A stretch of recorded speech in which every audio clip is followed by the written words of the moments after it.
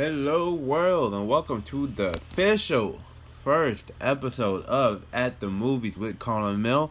I don't have an official movie blog or vlog. It's crazy that, technically, I've been blogging and vlogging about film for years. The first time I vlogged about movies, I guess it would be back in 2011 when I did my review of, what was that? Bad of Los Angeles. And technically, blogging wise, I've been blogging about movies since maybe 2007, 2008. But I was originally blogging on the Mr. Hollywood blog spot, I believe, or Mr. Hollywood movie review. That's my original blog site for movies.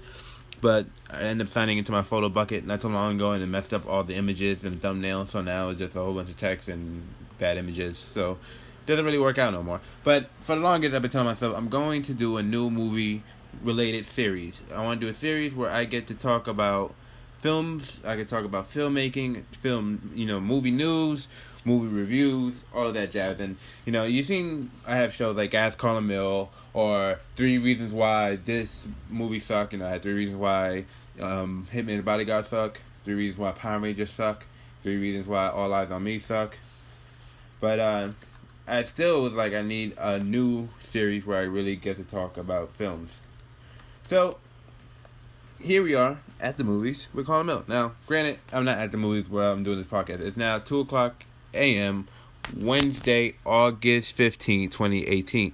I just came back from seeing the film, The Meg. This is like maybe the 3rd time I tried to see this film.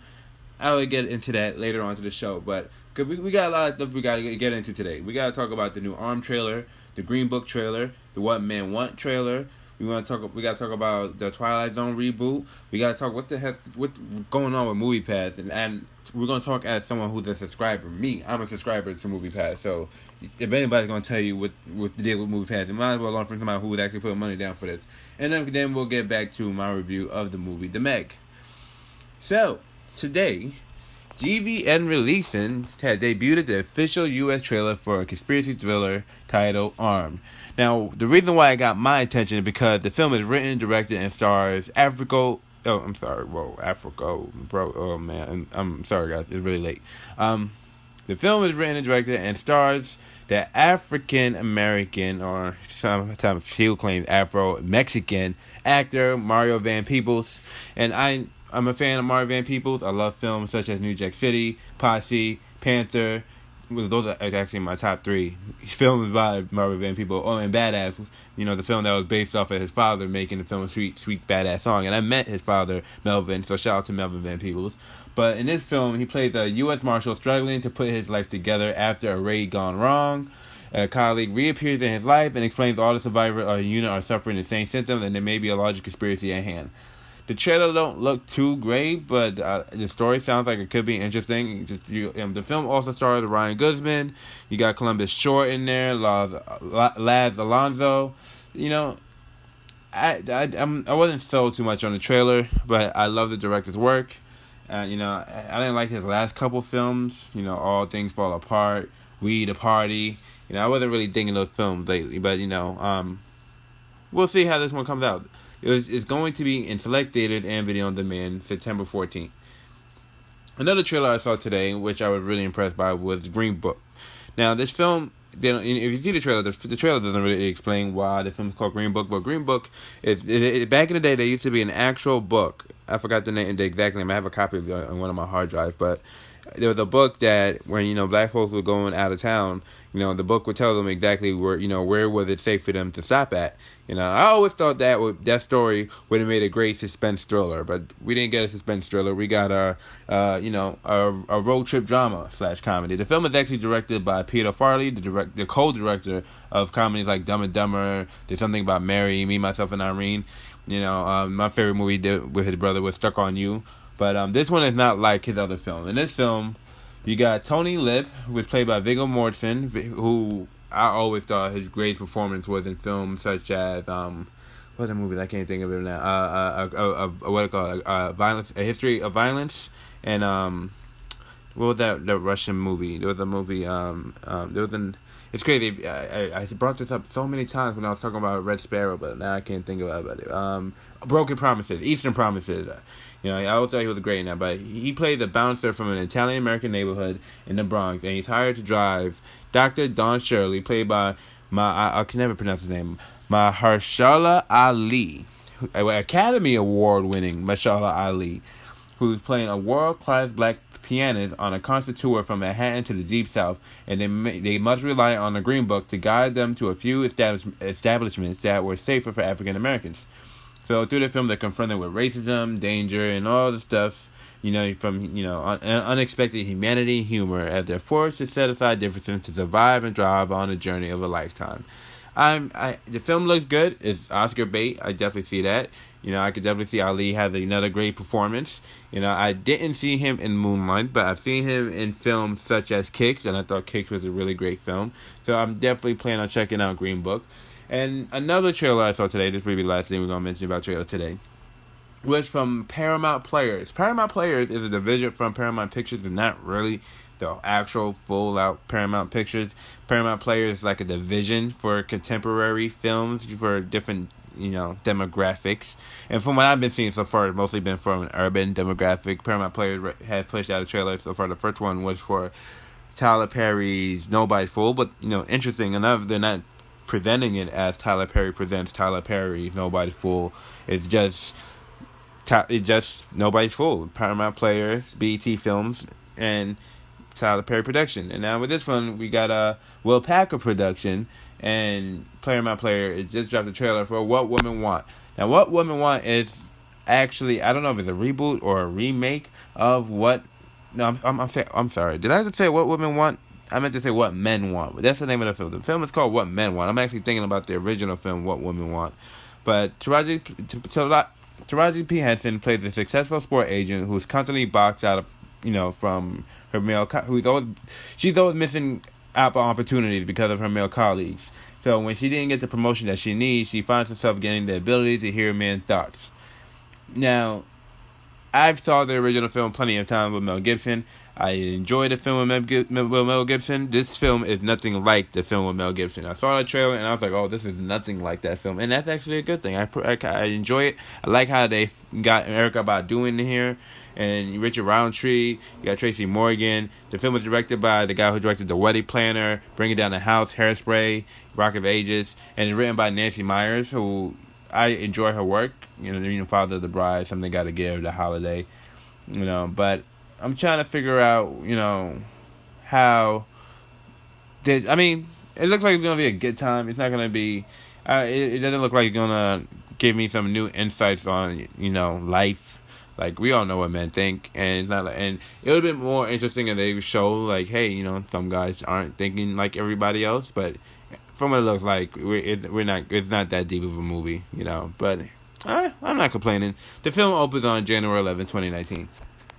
So, this weekend I had saw the Black Klansman movie, which was produced by Jordan Peele. Jordan Peele is getting a lot of work right now. One of the things he's doing right now is developing a Twilight Zone reboot for CBS All Access, their streaming service. Everybody got a streaming service they got going on right now. You got CBS got their streaming service. You got Disney with a streaming service, and right now Disney is producing a whole bunch of movies. I think they just hired Tessa Thompson for Lady and the Tramp. They did we don't have to put all the movies, all the remakes and adaptations of data. We could put it on the streaming service. It should still work. So anyway, this streaming service, CBS All Access, is going to have the new Twilight Zone reboot. And like Sterling, the guy who created the Twilight Zone, Peele is the driving force behind this show. And they're actually trying to get him to actually star on the show. And he hasn't ruled out of it yet, but they're in talks. And I think that'll be very, very interesting to see Jordan. I think Jordan Peele could pull it off, being the narrator, the host of Twilight Zone. I mean, Forrest Whitaker pulled it off, and so why can't not? Why can't Peele? So I'm looking very forward to that. So, I want to talk to you guys about Moviepass. Now, I'm sure you heard me talk about Moviepass plenty of times on either the Cypher or, According to New York. I'm sure in one of my other podcasts, I've brought up Moviepass and how much I enjoyed Moviepass. And, these last 3 months, man, it's been a very interesting ride with Moviepass. It really has been. you know. And years ago, I've been seeing ads for Moviepass, and I'm like, oh, Moviepass sounds interesting, but they were charging like $50 back then for a Moviepass, and I wasn't always working, so the money wasn't consistent. So I'm like, I'm not spending no $50 a month to be going to get a Moviepass. That's just not happening. But then recently, 2018, I think it was in June 2018, I thought they brought the price down to $10 a month, and I'm just like, who? You can't beat $10 a month.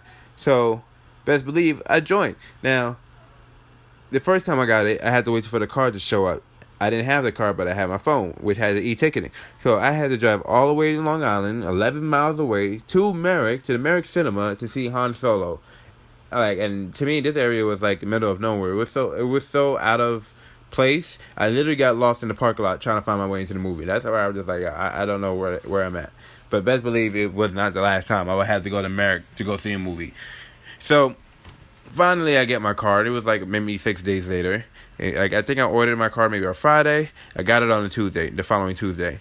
So I'm like, cool, I'm going to go see Break It In with Gabrielle Union. So I make my way to Jamaica Multiplex. And as soon as I get to Jamaica Multiplex, I check in. I swipe my card. Guess what happened? Card gets declined. I'm like, what is this? Why is this happening? So I had to hit customer service, and it's not like any other company where you get to call them up. You have to hit them up in a text message on the phone, inside the app. So I texted them. I waited. The movie started playing. So I'm just like, well, it looks like I'm not going to see Break It In today.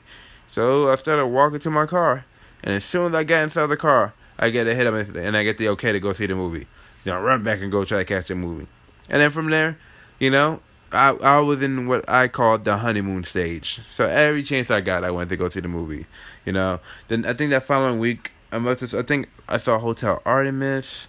What was the next movie I saw after that? I think it was Hotel Artemis what I saw, but I definitely was I was in a different place at that moment. I felt so good. It was like the movie theater became the movie theater always been my second home, but now I had a reason to show up every single day. I couldn't always just show up every single day, but now I had a reason to show up every single day. So after I saw Breaking In, I went and saw Upgrade. After Upgrade, I went and saw Avengers again, Infinity War. And it was my second time I saw Infinity War, because I saw Infinity War 2 months before, when the first time it was released. So I saw Infinity War again, this time through Moviepass. Scarface was playing again for the 35th anniversary, so I made sure I showed up to see Scarface for the first time on the big screen. Then I saw Action Point, Hotel Artemis, Superfly. And Superfly was the first time where I had my first problem since I got Moviepass. At that moment, every day, go to the movie theater, no problem. Swipe, get my ticket, go in, sit down, enjoy the movie, send it, take a picture of the ticket to send a verification, all good and dandy, right? Then, one day, I find out, Superfly is supposed to be playing at 10 a.m. on Jamaica Avenue, Jamaica Multiplex. So I'm like, bet, I'm going to catch that show. It'll be somewhere between 10 a.m. and 11 a.m. So, I get to the movie, and the door is locked. I look at the app. I'm like, the app says the movie should be playing at this moment. Trying to open this door. Door ain't opening. So I'm just like, okay, I'm here too early. So I have to go to the library and chill for a couple hours and then come back. But that was the first problem. But I'm like, nah, that's not too big of a problem. I'm okay on that. The next problem I had is when Incredibles 2 came out. So I was excited to see Incredibles 2. Me and my boy's coming with me. I told him to get a movie pass. He didn't get his movie pass, so he's going to pay for his ticket. I'm like, all right, cool. You go pay for your ticket. I'm going to go ahead and go on my Moviepass app and go get me my ticket to see Incredibles 2. I get on the app, and then the app tells me I am not allowed to go see Incredibles 2 yet. If I want to see Incredibles 2, I have to go all the way back to Long Island, 11 miles away to use e-ticketing. I'm like, well, that's not happening. I'm not driving 11 miles, especially because my boy just bought his ticket. I'm just going to have to buy a ticket to something else. So I had to buy a ticket to Deadpool 2, which I saw months before. But I had to get a ticket to Deadpool 2 to walk inside to see Incredibles 2. The problems kind of stopped there after a while. The following week, I went to go see Gotti. I saw Tag. I saw the first Purge. Everything was. I was on a roll. I don't think there was any issues whatsoever. I can't recall any issues after that. I've never seen Whitney, Sicario 2. Ant-Man and the Wasp, and that one, that was the first time I went to an AMC theater using my Moviepass, and it worked out. And if anything, that's one thing I appreciate about the Moviepass was it would allow me to go to different movie theaters and try, see different movies on different screens, and I wasn't going to the same movie theater every time. I had to get out my environment, get out my comfort zone to see certain pictures, and I enjoy that. I wish I'd spent more time going to see more indie movies, because there was a lot more indie films that they were offering on Moviepass. I'm not sure that we'll get there in a second. So from there, I saw Sorry to Bother You, Skyscraper, Equalizer 2, Uncle Drew. I ended up sneaking into Sorry to Bother You when I went to go see Uncle Drew. I ended up I had to get a ticket to an Indian movie that I really didn't want to see, just so I could go back to see Equalizer 2 again. I went to see Mission Impossible Fallout. And then the biggest issue with Mission Impossible Fallout was I had to go all the way back again to Merrick Cinema, 11 miles away from home. Same thing when Blindspotting came out. Blindspotting, matter of fact, I couldn't see anywhere. It took me weeks before I could see Blindspotting. Moviepass used to allow people to see a movie more than once. I had to get tickets to Teen Titan, go to the movies, and Hotel Transylvania to go sneak in to see Mission Impossible again 2 more times. Now, granted, I didn't get to stay those 2 times, but still, it's just like, come on, why did I have to get a ticket to a movie I'm not going to go see just so I could see the movie I wanted to see? Then I saw The Spy Who Dumped Me, and The Spy Who Dumped Me is crazy because I had nothing but free tickets to see Spy Who Dumped Me. Moviepass offers sometimes free screenings to see, advanced screenings. They had an advanced screening for Blindspotting, my dumb ass didn't go, and they also had an advanced screening for The Spy Who Dumped Me, but that time I was out of town. And then after that Adam sent me, a coupon code for me to see that same movie for free. So apparently somebody was like trying to get as much people as possible to go see this movie. Then after that, I saw Christopher Robin, Jurassic Park 5, which is Jurassic World 2, and then I had to sneak. Well, what happened was, I bought a ticket to Slenderman, and then I exchanged it for the Meg. And the same day, I went and go see the Black Klansman, but because I had so much loyalty points from going to the Showcase Cinema, I was able to get a free ticket to see Black Klansman. And then because I had no time to see the Meg that day, I had to go and see Meg again. So, yesterday, while I was in the city, I saw on my Moviepass that the AMC theater nearby will allow me to see the Meg. So I'm like, oh, bet. Confirm the ticket. I confirm the ticket. I walk a mile to that movie theater. I get to the movie theater. I swipe the card. Card is declined. I'm like, whoa. Hold up. She's like, did you confirm it? I'm like, yes, I have confirmed it. She's like, well, maybe you have to get out of it and confirm it again. I got out of it. Try to confirm it again. Now the movie app is asking me for the picture of the ticket to verify. And I'm like, wait, that don't make no sense. I didn't even get a ticket. Why are you asking me to verify a ticket I didn't even get? So, once again, I had to hit up Moviepass. And I'm waiting, and I'm waiting, and I'm waiting, and I'm realizing I'm going to be here forever. I got to go. So I left. I kept hitting them up, and I'm telling them, like, hey, if I don't hear from you guys soon, I'm just going to end up canceling the service, because this doesn't make no sense, because, they keep changing, since all this stuff that's been going, that's been happening to me with, me going back and forth to the movie theaters. There's a lot of stuff that's been going on with Moviepass that's been messing up. There's a small availability of the films. So now I'm going from like different theaters. I really had to travel to different theaters to see certain movies because even though it was playing on Jamaica, I couldn't see it on Jamaica. I had to go somewhere else. And, every time I went to an AMC theater, they would promote the hell out of the membership cards. And I'm like, maybe I should get an AMC card. But there was a lot of reasons to me why I was just like, nah, I'm not with it. Because, one, it's $20 a month, which is, double of how much you're paying for Moviepass. Second, they want a 3-month commitment. So you're paying $60 instead of $20, for the first 3 months. You got to get out the way.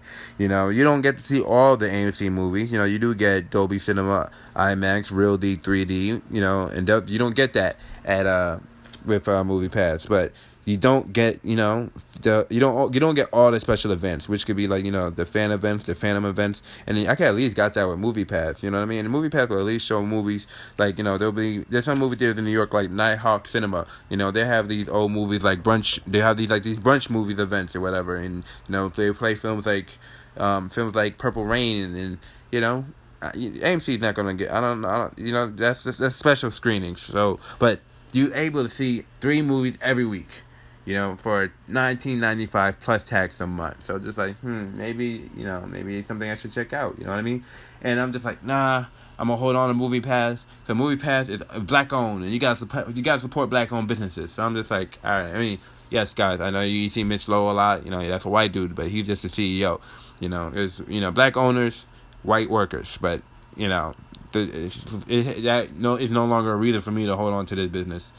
So, what to call it? One of the things that had me like maybe I have to leave this company was the fact that they started adding all these surcharges, these peak hours for when you can go see a movie. I'm like, this is not the LRR. Why y'all charging me to go see a movie at this time compared to if I go see a movie at another time? You know what I mean?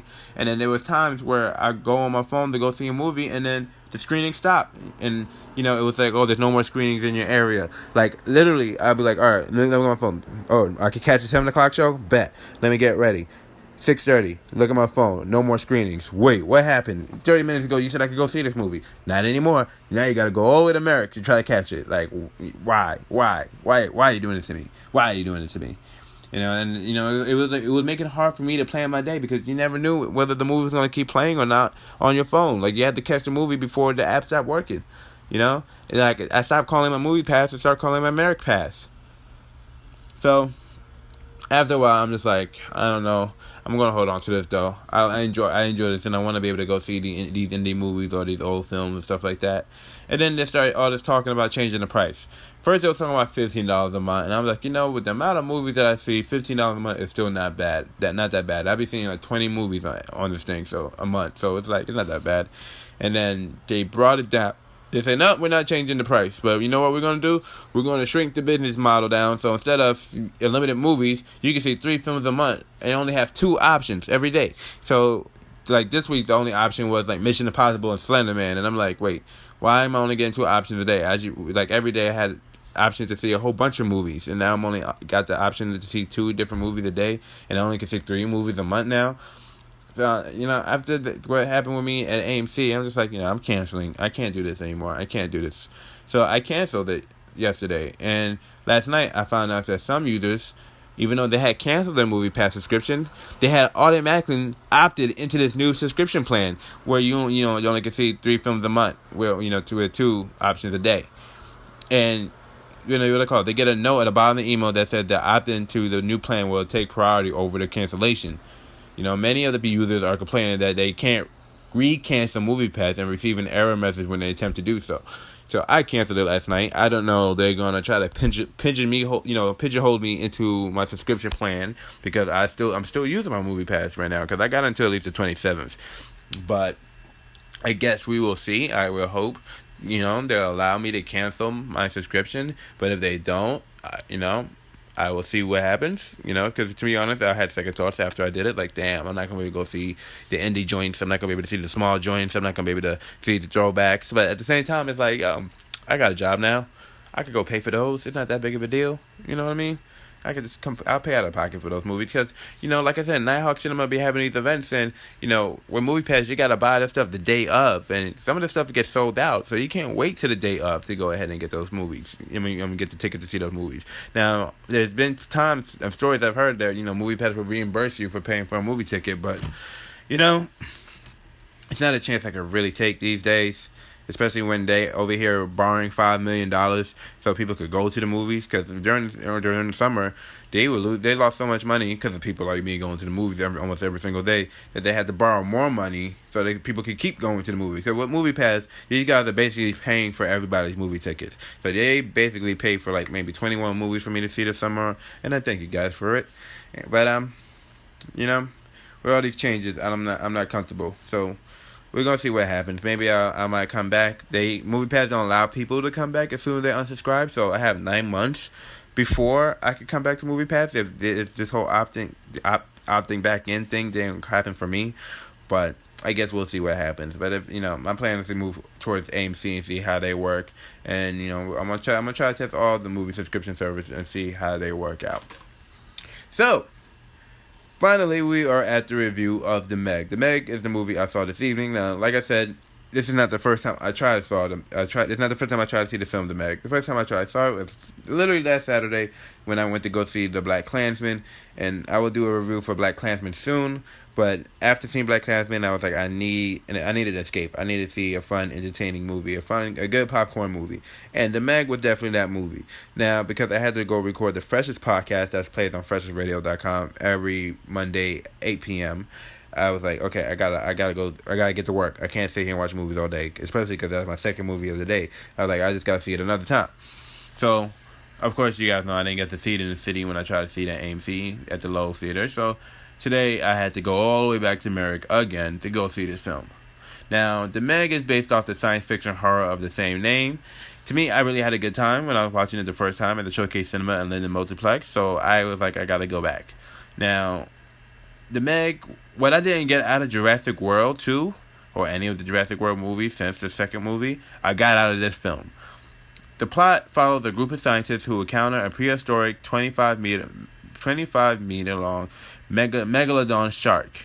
With time running out, expert deep sea rescue diver Jonas Taylor, played by Jason Statham, is recruited by a Chinese oceanographer, Winston Chow, against the wishes of his daughter, played by Li Bingbing, to save the crew and the ocean itself from this unstoppable threat. So, interesting enough, this movie is definitely a co-production between America and China. There's been a lot of these movies lately where it's clear that this movie is not really made or tailored for an American audience. It's really made for an audience overseas, but because they star Americans, they could kind of sell over here. And the film definitely did well. The film was definitely successful in China, making 50.3 million this weekend. And I believe that's making a full total of 90. Because over here over here, I believe it made $96.8 million. So altogether, globally, it made 141.3 million, and which is really really good because their budget is around that. I believe it's $100 million movie. So and it needs to make at least $300 million to make its money back. So it may be on the right track because films like these, they do these co-productions because the movies are expensive. They need to find other people to help fund these movies. Now one way they'll fund the movie is be like, oh, Coca-Cola, give me $1 million, and I show Coca-Cola throughout the whole movie. Or like, oh, Auntie Anne's, give me $1 million. I show your pretzels all day. You know what I mean? Oh, Mott's applesauce, give me $1 million. I'm gonna have my character eat your applesauce. It's just Snapple. I could go on all day. They'll get a brand and be like, hey, give me some money for this movie. I'll show your brand in the movie. And some states are like that. Like, hey, give me some money for this movie. I'll shoot my movie in your state. And now you see it's also like that with different countries. And, China, I'm not going to get into a whole conversation about China, but, they fund a lot of our projects. Gravity Pictures is one of the companies that produced this film. Legendary is owned by the Rwanda Group. I believe they were bought by Rwanda Group, but they may have some issues because of some turmoil that they got into. But they also bought AMC Theaters, and Rwanda Group is a company overseas that they have a lot of real estate. You know what I mean? They got the AMC Theaters, all 8,200 cinema screens globally. And I think they paid $2.6 billion for that. They own yacht companies, they own sports media company, marketing companies, Hoyt Cinema in Australia, New Zealand. They got Legendary Entertainment, which is a movie production studio. They bought that in 2016 for $3.5 billion. And Legendary produced films such as, you got Straight Outta Compton, you got the new Black Klansman movie that just dropped. They had that The Rock film that did recently, the Skyscraper. I believe they also was part of that. They had the Rwanda Film Holding, which is a Chinese movie studio. But these guys, they basically they're not some nobodies overseas. You know what I mean? So, in America, we get a lot of films now where, they're co-productions. Now some film works out, some films don't. Like, there was that film with Matt Damon, The Great Wall, that came out recently, and that, I didn't see it. I wasn't interested in it. But, this film, it works. Even though this was tailored for an Asian, not even an Asian, for but now this film was tailored for, the Chinese audience. But, it still worked over here. Because when I saw the film in theaters, the audience were laughing. They were all entertained by it. Like, they brought the kids. Definitely one of those summer movies that you can, it's definitely one of those movies you end the summer with. You know what I mean? It's a fun, dumb popcorn movie. And, it's fun for everybody around the world to watch, And it's like, the last movie before the kids go back to school. All the big blockbusters already played, So it's just like the last showing of the summer type of thing, you know what I mean? You know, the film is not as scary as I expected it was going to be. I thought it was going to be as scary as film like Final Destination, but it has plenty of jump scares. Enough jump scares to give you your fix of suspense. I found the film really entertaining. You know, I remember John Campea said Jason Statham wasn't a good fit for this film. I like John, but he had no clue what he's talking about. Jason Statham was perfect for this film. You know, the film is very cliche though. At times, I feel like I was watching $100 million Aslam studio movie. Aslam was the guy that did the Sharknado movies, but this film doesn't shy away from being the B movie that it is. It does its best to keep raising the stakes every 15 minutes before it starts getting stale, without needing a shot of Jason punching the shark, which for some reason I thought was going to happen eventually. The film was directed by the guy who directed films such as what was it, National Treasure, and you know, the film is not a horror movie. I definitely never felt like it was a horror movie. It has a lot of uh-ohs and oh shits that lead to an oh my god, but it's not a horror movie. I do wish I saw it in IMAX 3D, you know, but you know, I don't consider this film a horror movie. Compared to films such as like A Deep Blue Sea, a Jaws, you know, or like I said, like a Final Destination. Those movies, you know, you get creeped out a little bit, but this movie is not a horror movie. It's definitely an escape. I found it to be an adventure movie. It's really fun. The script is decent. The cast is great. It's definitely a good time. But like I said, it's not really a horror movie. Like, remember when the Aliens movies started becoming more of an action genre? You know, like the second film, Aliens. Remember, it didn't feel as much of a horror film like the first film. It just felt more like an adventure storyline. You know, I feel like with this film, it's definitely like that. You know, it's not too scientific where you question everything. Everything's believable. It makes sense. You know, everything where Skyscraper or Jurassic Park went wrong, this film got it right. You know, and Jason Statham was actually a champion swimmer, so I thought this was actually a perfect place for him. Like, I thought it was a really good fit for him. I thought it was a really good fit. But if you're looking for a good time, you're trying to see a film that's an escape, you know, it's something that's not too scary, you know, you get some good laughs, you know, be entertained. It's definitely this film. Definitely this film. Well, guys, thank you for chilling with me at the movies. I hope I kept you guys entertained. Now we're gonna be doing this more often, more movie news, more movie reviews, and I'll be more in touch with you guys when it comes to this stuff. But until next time, much love, God bless, 2 pieces of chicken grease, and I will see you at the movies.